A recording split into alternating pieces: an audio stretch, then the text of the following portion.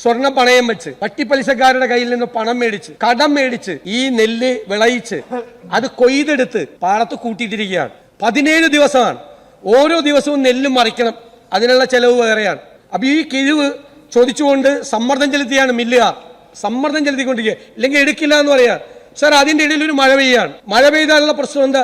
ഇതിന്റെ മോയ്സ്ചർ കൂടും, ഈർപ്പം കൂടും. ഈർപ്പം കൂടിക്കഴിഞ്ഞാൽ വീണ്ടും വലിയ തോതിൽ കിഴിവ് വരുത്തും. അവസാനം 17 ദിവസം കഴിഞ്ഞപ്പോൾ ഒരു നിവർത്തിയില്ലാതെ 2 ദിവസം അടുപ്പിച്ചും മഴ പെയ്തപ്പോൾ എങ്ങനെയെങ്കിലും ഇത് എടുത്തുകൊണ്ട് പോയിക്കോളാൻ സർക്കാരും ഒത്താശ ചെയ്തു കൊടുത്തുകൊണ്ട് മില്ലുകാർക്ക് വേണ്ടി സമ്മർദ്ദം ചെലുത്തിയിട്ടാണ് ആ പാവപ്പെട്ടവനെ കൊണ്ട് ഇത് സമ്മതിപ്പിച്ചത്. കർഷകർ വലിയ സങ്കടത്തിലാണ്. നെല്ല് സംഭരണത്തിന് ഒരു ചിട്ടയായ സംവിധാനം കൊണ്ടുവരണം. കർഷകരെ ബുദ്ധിമുട്ടിക്കരുത്. അവിടെ അവന്റെ കണ്ണീര് വീഴരുത്. മഴ പെയ്യുന്നത് പോലെ അവന്റെ കണ്ണീര് വീഴരുത്.